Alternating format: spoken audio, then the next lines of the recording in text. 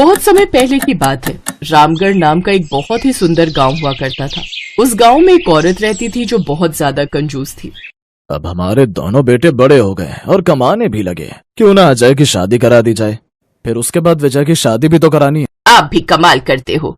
भला दोनों बेटों की शादी करने की क्या जरूरत है? बहुत ज्यादा खर्च हो जाएगा। ऐसा करते हैं, इन दोनों में से किसी एक की शादी कर देते हैं, दोनों लोग काम चला लेंगे। ये तुम कैसी बातें कर रही हो? अरे मेरे कहने का मतलब है कि शादी क्यों की जाती है? ताकि बहू घर का काम करे, अपने पति के लिए सुबह सुबह टिफिन बना कर दे, तो हमारी एक बहू ही दोनों लोगों के सारे काम कर दिया करेगी। कुछ ही दिनों बाद उसने अपने दोनों बेटों की शादी एक लड़की से करा दी जिसका नाम था आराध्या। पहली रसोई वाले दिन आराध्या किचन में कुछ बना रही थी। मेरी बहू क्या बनाने जा रही हो? सासू माँ, आज हमारी पहली रसोई है तो मैं खीर और गाजर का हलवा बनाने जा रही हूँ।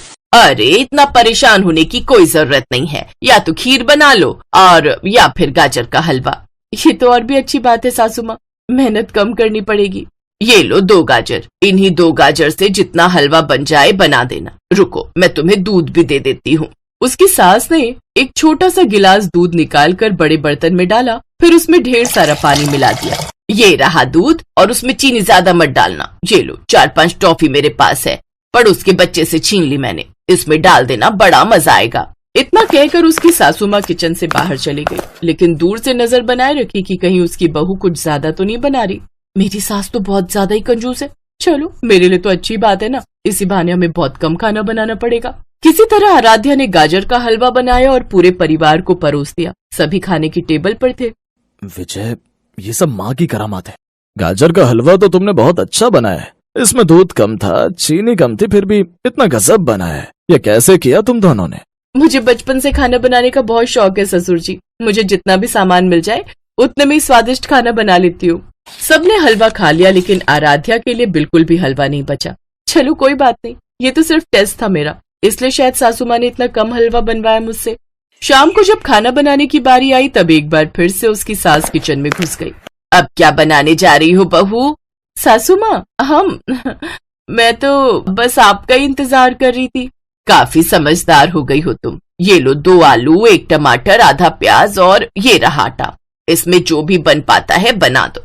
आराध्या ने खाना बनाया और सभी ने खाना खा लिया, पर आराध्या के लिए किचन में कुछ भी नहीं बचा खाने को। सासू माँ, मेरे लिए तो खाना बचा ही नहीं, मैं दोबारा बना लेती हूँ। नहीं नहीं बहू, ये ले, मेरे पास 1 रोटी और थोड़ी सब्जी बची है, यही खाकर सो जा। लेकिन सासू माँ, सिर्फ 1 रोटी खाकर मेरा पेट नहीं भरेगा। 1 रोटी जिंदा रहने के लिए बहुत है। तो इस तरह उस रात आराध्या सिर्फ 1 रोटी और सब्जी खाकर सो गई। आराध्या को उस घर में एक कमरा मिला था जिसमें वो अकेले सोती थी। मुझे समझ में नहीं आता कि ये घर है या फिर कोई नौटंकी खाना। पहले तो मेरी अपने दोनों बेटों से शादी कर दी और उसके बाद मुझे अकेले ही सोना पड़ता है। समझ में नहीं आता कि मुझे ब्याह कर लाए हैं या कोई नौकरानी। अगली सुबह जब आराध्या अपने बाथरूम में नहाने के लिए गई तब उसने देखा कि टोटी से पानी ही नहीं निकल रहा था। सासू माँ, मेरे बाथरूम में तो पानी ही नहीं आ रहा है। मेरे बाथरूम में जा, बाल्टी में पानी रखा हुआ है, वो ले ले। तेरे बाथरूम का पानी मैंने ही बंद करवाया है। आराध्या जब अपनी सास के बाथरूम में गई तो उसने देखा कि आधी बाल्टी पानी का रखा हुआ था। आधी बाल्टी पानी लेकर वो अपने बाथरूम में चली गई। सासू माँ तो हद से ज्यादा कंजूस निकली, और सबसे ज्यादा कंजूसी मेरे साथ ही करती है और किसी के साथ नहीं। इसी तरह आराध्या की सास उसके साथ बहुत कंजूसी करती थी। ना ही वो अपनी बहू को खाने के लिए भरपूर खाना देती थी और ना ही नहाने के लिए पानी। कई महीनों तक ये सब चलता रहा। विजय, आज हम दोनों को पार्टी में जाना है। सब हमारी पत्नी से मिलना चाहते हैं। अजय और विजय ने आराध्या को बुलाया। खाना भरपूर मात्रा में ना मिलने की वजह से वो बहुत कमजोर और पतली हो चुकी थी। आराध्या, जल्दी से तैयार हो जाओ, हमें पार्टी में चलना है। थोड़ी देर बाद आराध्या तैयार होकर आ गई। आराध्या, पार्टी का नाम सुनते ही दुनिया की सारी लड़कियां घंटों तक मेकअप किया करती हैं। तुमने तो सिर्फ कपड़े बदल लिए, मेकअप किया ही नहीं। क्या बताऊं मैं आपको, सासू माँ ने मेकअप के नाम पर एक छोटा सा पाउडर दे दिया है, बस वही लगा लिया मैंने। माँ तो अब मेकअप में भी कंजूसी करने लगी। खैर, माँ से तो हम कुछ कह नहीं सकते, तुम चलो हमारे साथ। अजय और विजय अपनी पत्नी आराध्या को लेकर पार्टी में पहुंच गए। क्या बात है अजय, भाभी जी तो 0 फिगर की हैं। भाभी जी, लगता है आप कुछ खाती पीती नहीं है। ऐसी कोई बात नहीं है, जिंदा रहने के लिए जितना खाना जरूरी होता है उतना मेरी सासू माँ मुझे दे देती है। यार विजय, अजय भैया तो अपनी पत्नी को लेकर आ गए, तू अपनी बीवी को लेकर नहीं आया। ये सामने खड़ी तो है मेरी बीवी, लेकिन ये तो अजय भैया की पत्नी है ना। आराध्या हम दोनों की पत्नी है। ये सुनकर वहाँ पर मौजूद सभी लोग हैरान हो गए। सभी लोग उनका मजाक उड़ाने लगे इसीलिए अजय विजय आराध्या को लेकर घर वापस आ गए। लेकिन जैसे ही वो घर पहुंची वैसे ही वो बेहोश हो गई। माँ, पिताजी, मैं डॉक्टर को बुला लूं? डॉक्टर बुलाने की क्या जरूरत है? अगर डॉक्टर को बुलाएंगे तो बहुत फीस लेगा। तू ऐसा कर, किसी कंपाउंडर को ही बुला ले। इतने में वहां पर आराध्या का ससुर आ गया। तुम अपनी बहू के साथ रसोई घर में कंजूसी करती हो, पानी देने में कंजूसी करती हो, हर चीज में कंजूसी करती हो। वहां तक तो ठीक है, लेकिन उसकी जान के साथ तो कम से कम कंजूसी मत करो। बेटा, जल्दी से डॉक्टर को बुलाओ। थोड़ी देर बाद वहां पर डॉक्टर आ गए। आपकी बहू को कोई बीमारी तो है नहीं, लेकिन फिर भी इतनी पतली कैसे? इसके शरीर में तो बिल्कुल जान ही नहीं बची है। आप लोग अपनी बहू को खाना नहीं खिलाते क्या? नहीं, ऐसी कोई बात नहीं है डॉक्टर साहब। डॉक्टर ने आराध्या को इंजेक्शन लगाया और उसे दवाई देकर वहां से चले गए। अब आराध्या को चलने में भी परेशानी हो रही थी। वो बिस्तर से जैसे ही उठती वैसे ही वो धड़ाम से गिर जाती। लगता है अब इसे खाना ज्यादा खिलाना होगा। 1 हफ्ते से बिस्तर पर पड़ी हुई है। तब से ना ही मेरे बेटों को टाइम पर टिफिन मिल पाता है, ना ही हमें टाइम पर चाय मिल पाती है। आराध्या की वजह से घर का सारा काम रुक गया था, इसलिए उसकी सास ने अपने हाथों से आराध्या को जूस और खाना खिलाना शुरू किया। 15 दिन तक भरपूर मात्रा में खाना और जूस पीने से वो पूरी तरीके से स्वस्थ हो गई। बहू, आज के बाद रसोई में मैं तेरे साथ कोई भी कंजूसी नहीं करूंगी, क्योंकि अगर तुझे कुछ हो जाता तो दुनिया मुझे ही ताने मारती। इतने में वहां पर अजय विजय के दोस्त कुछ पुलिस वालों के साथ आ गए।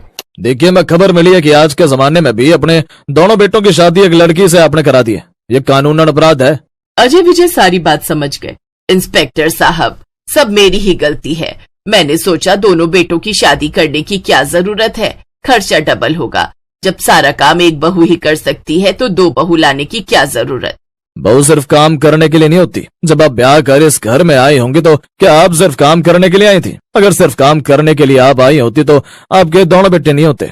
एक ही कमरे में 2 भाई और एक पत्नी, सुनते हुए भी कितना गंदा लगता है। अरे नहीं नहीं इंस्पेक्टर साहब, बहू को हमने अपना अलग कमरा दे रखा है। वो आज तक हमारे बेटों के कमरे में उनके साथ नहीं सोई। इंस्पेक्टर साहब, सासू माँ बिल्कुल सही कह रही हैं। इस तरह की शादी तो मैंने अपनी जिंदगी में पहली बार देखी। अब आराध्या की शादी अजय के साथ कर दी गई और दोनों एक कमरे में रहने लगे। इतनी सारी घटनाएं हो जाने के बाद उसकी सासू माँ ने अब सारी कंजूसी करना भी बंद कर दिया। कुछ सालों बाद विजय की भी शादी किसी दूसरी लड़की के साथ कर दी गई और वो सब लोग खुशी खुशी रहने लगे।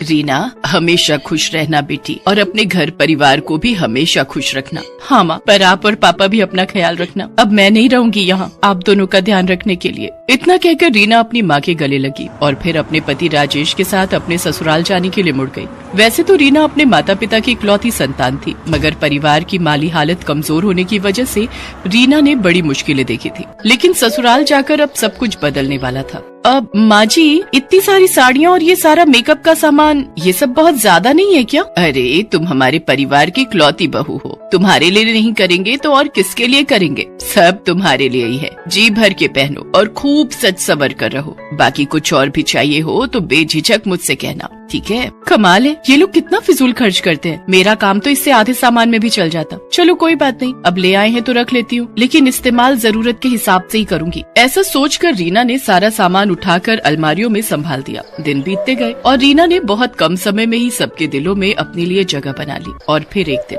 राजेश, ले बेटा, मैंने सारे सामान की लिस्ट बना दी है। सारा सामान शाम से पहले ले आना, और हाँ, छज्जू हलवाई को भी बोल देना कल समय से आने को। ठीक है माँ, मैं सब संभाल लूंगा। माँ जी, ये क्या इतनी लंबी लिस्ट? अब घर में कोई दावत होने वाली है क्या? हाँ बेटा, कुछ ऐसा ही समझ लो। वो क्या है ना कि हमारे घर का रिवाज है, हर शुभ काम के बाद गरीबों को खाना खिलाया जाता है। सोचा तो ये था कि तुम्हारी और राजेश की शादी के तुरंत बाद ये भोज रखेंगे, लेकिन उस वक्त फुर्सत ही नहीं हो पाई। लेकिन अब जब सारे काम निपट गए हैं तो सोचा कि ये काम भी निपटा ले। वो सब तो ठीक है माँ जी, पर इतना सब कुछ बहुत ज्यादा नहीं है। और ये पनीर और गुलाब जामुन मंगवाने की क्या जरूरत है? अब गरीबों को ही खिलाना है ना खाना, तो उन्हें तो कुछ सस्ता भी खिला देंगे तो भी चलेगा। नहीं बेटा, ये तो पुण्य का काम है, इसमें कंजूसी करना ठीक बात नहीं। और वैसे भी हमें किस बात की कमी है? कमी अभी नहीं है, पर अगर सब कुछ ऐसे ही चलता रहा तो एक दिन जरूर हो जाएगी। माँ जी माफ कीजिए, अब अगर आपको बुरा न लगे तो क्या इस बार मैं सब कुछ संभाल लूँ? हाँ हाँ, क्यों नहीं बेटा, वैसे भी आगे तो तुम्हें ही सब संभालना है, तो मुझे क्या दिक्कत हो सकती है। ठीक है, तुम और राजेश मिलकर सब संभाल लेना। बाकी मेरी कोई मदद चाहिए हो तो बताना। कांता को रीना की समझदारी पर कोई शक नहीं था। वो यही समझती थी कि रीना को सोच समझकर खर्च करने की आदत है, जो कि उसके हिसाब से भी एक अच्छी आदत ही थी। लेकिन फिर भोज वाले दिन, रीना ये क्या है, बस इतने से लोग बुलाए तुमने? चलो कोई बात नहीं, अब अनाथ आश्रम और वृद्धाश्रम के लिए कब चलना है, और वहाँ ले जाने के लिए खाना तो तैयार है ना? नहीं माँ जी, वहाँ जाने की कोई जरूरत नहीं है, जो होना था हो गया। पूरे 11 गरीब बुलाए थे मैंने और सबको भरपेट खिचड़ी खिलाकर भेजा है। हैं? पर बेटा हमारे यहाँ तो माँ जी, यहाँ जो होता आया है जरूरी नहीं कि आगे भी होता रहे। मैंने सब देख और समझ लिया है। आपने पापा जी की सारी कमाई हमेशा ऐसे ही बर्बाद की है, लेकिन मैं ऐसा नहीं करूंगी। मेरे पति कितनी मेहनत से पैसा कमाते हैं, इसलिए नहीं कि ऐसे ही ढेर सारे भिखमंगों को मेवा मिष्ठान खिलाते रहे। ये पहली बार था, तो आपका मन रखने के लिए मैंने ये सब कुछ कर भी दिया, पर आगे से फिर कभी ये ड्रामा नहीं होगा, साफ साफ बता रही हूँ आपको। अरे ये क्या बोल रही हो रीना, बहुत गलत सोच है तुम्हारी। मानती हूँ कि फिजूल खर्च ठीक बात नहीं है, लेकिन गरीबों को खाना खिलाना तो पुण्य का काम होता है बेटा। भूखे पेट से निकली दुआओं से घर में सुख समृद्धि आती है, आने वाली पीढ़ियों का भविष्य बनता है। आने वाली पीढ़ियों का भविष्य ना बिगड़े, इसीलिए तो मैं ये सब फालतू खर्च रोक रही हूँ माँ जी। आपको कोई अंदाजा नहीं है, जिस तरह चीजों के दाम बढ़ रहे हैं, कमाई नहीं बढ़ रही, तो आगे सब अच्छे से चलता रहे, उसके लिए हमें अभी से सोच समझ कर चलना होगा। कांता को रीना का ये व्यवहार और उसकी सोच सही नहीं लगी, लेकिन फिर भी वो चुप ही रही। हालांकि रीना के पति राजेश ने उसे 1-2 बार समझाने की कोशिश की, लेकिन जब रीना नहीं मानी तो उसने भी हथियार डाल दिए और अब घर में सब कुछ रीना के हिसाब से ही चलने लगा। रीना, मैंने तुमसे कहा था ना आज कुछ अच्छा बनाने के लिए, और तुमने ये बनाया खाने में। मेरे दोस्त क्या सोच रहे होंगे? सब कितने मन से तुम्हारे हाथों का खाना खाने आए थे। अरे वो आज मुझे बहुत सारे कपड़े धोने थे तो समय जरा कम था। इसमें भी गलती तुम्हारी है। घर के बाकी कामों के लिए अच्छी भली नौकरानी लगी थी, क्या जरूरत थी उसे काम से हटाने की? मैं देख रहा हूँ सारा दिन घर के कामों में लगी रहती हो, न अपने लिए समय है तुम्हारे पास और न मेरे लिए। आप भी न कमाल हो, एक तो नौकरानी को हटाकर मैंने आपके पैसे बचाए हैं, ऊपर से आप मुझ पर ही गुस्सा कर रहे हो। और खाने का क्या है, रोज ही तो खाना है, फिर क्या अच्छा और क्या बुरा। रीना की कंजूसी वक्त के साथ बढ़ती जा रही थी और उसे रोक पाना किसी के बस में नहीं दिख रहा था। इस तरह पैसे बचाकर रीना बहुत खुश थी। हालांकि इस सब में एक खुशी थी जो चाहकर रीना हासिल नहीं कर पा रही थी। पर मैम ऐसा कैसे हो सकता है? आप बोल रही है कि हम दोनों में से किसी में प्रॉब्लम नहीं है, तो फिर प्रॉब्लम है कहाँ? देखिए मैं सारे जरूरी टेस्ट करवा चुकी हूँ, सब कुछ ठीक है, तो मैं फिलहाल यही कह सकती हूँ कि आप भगवान की मर्जी का इंतजार कीजिए। शादी को 5 साल बीतने के बाद भी रीना की गोद नहीं भर पाई थी और इस बात की तकलीफ अब रीना को अंदर ही अंदर खाए जा रही थी। ना इलाज काम आ रहा था और ना ही कोई ईश्वर से प्रार्थना का फल मिल रहा था। नतीजा ये कि अब रीना बहुत उदास रहने लगी थी और ये देखकर कांता को भी बहुत बुरा लग रहा था। रीना तुम परेशान मत हो, भगवान चाहेंगे तो सब ठीक होगा। नहीं माँ जी, कुछ ठीक नहीं होगा। पता नहीं भगवान मुझे किस बात की सजा दे रहे हैं। शादी से इतनी मुसीबतें देखी वो कम थी क्या, जो अब शादी के बाद बेऔलाद होने का दुख लिख दिया भगवान ने मेरे नसीब में। नहीं रीना, ऐसे नहीं बोलते। देखो मैं जानती हूँ कि वैसे तो तुम्हें इस सब में विश्वास नहीं है, लेकिन बेटा बस एक बार मेरे कहने पर तुम मेरे साथ हमारे कुल गुरुजी के पास चलो। मुझे पूरा विश्वास है कि वो इस समस्या का हल जरूर बता सकेंगे। रीना इस वक्त हिम्मत हार चुकी थी, तो उसके पास अपनी सास की बात मानने के सिवाय और कोई चारा नहीं था। वो कांता के साथ कुल गुरुजी के पास गई, जो कि रीना के बारे में सब कुछ पहले से जानते थे। बेटी, ये सत्य है कि तुमने अपने जीवन में बहुत सी कठिनाइयों का सामना किया है, लेकिन इसका मतलब ये नहीं कि उन मुश्किल वक्त की तकलीफों का दर्द तुम जीवन भर अपने साथ लेकर चलो। जी भर के खुशियाँ बांटो और फिर देखना ईश्वर तुम्हें तुम्हारी खुशी अवश्य देंगे। जी मैं कुछ समझी नहीं, क्या करना होगा मुझे? कुछ खास नहीं, बस अब से लेकर पूरे 3 महीनों तक हर रोज 5 गरीबों को भोजन कराओ और ध्यान रहे भोजन ऐसे करवाना जैसे साक्षात ईश्वर तुम्हारे घर पधारे हों और तुम उन्हें भोज करा रही हो। क्या पूरे 3 महीनों तक? लेकिन इससे क्या होगा? ये तो बस रीना आगे कुछ कह पाती उससे पहले ही कांता ने उसका हाथ पकड़कर उसे चुप रहने का इशारा किया। सच यही था कि रीना को ये सब फालतू खर्च लग रहा था, लेकिन फिर भी उसे कुलगुरुजी की बात माननी ही पड़ी। शुरू में रीना को ये गरीबों को खाना खिलाने में बड़ी तकलीफ हुई, लेकिन फिर धीरे धीरे उसे ये सब करके अच्छा महसूस होने लगा और वो बड़ी श्रद्धा और खुशी से अपने हाथों से गरीबों को खिलाने के लिए बढ़िया खाना बनाने लगी। और फिर एक दिन, मुबारक हो रीना जी, आप माँ बनने वाली हैं। डॉक्टर के ये शब्द मानो रीना के लिए किसी अमृत से कम नहीं थे। उसकी आंखों से फौरन आंसू बहने लगे और रोते हुए उसने राजेश से कहा, सुनिए मुझे जल्दी घर ले चलिए। आराम से रीना, तुम परेशान मत हो, मैंने माँ को फोन पर यह खुशखबरी पहले ही दे दी है। जी अच्छा किया, पर मुझे घर जाने की जल्दी किसी और वजह से है। मुझे घर जाकर तैयारियाँ करनी है। कैसी तैयारी? दावत की। इतनी बड़ी खुशखबरी मिली है तो दावत तो बनती है ना।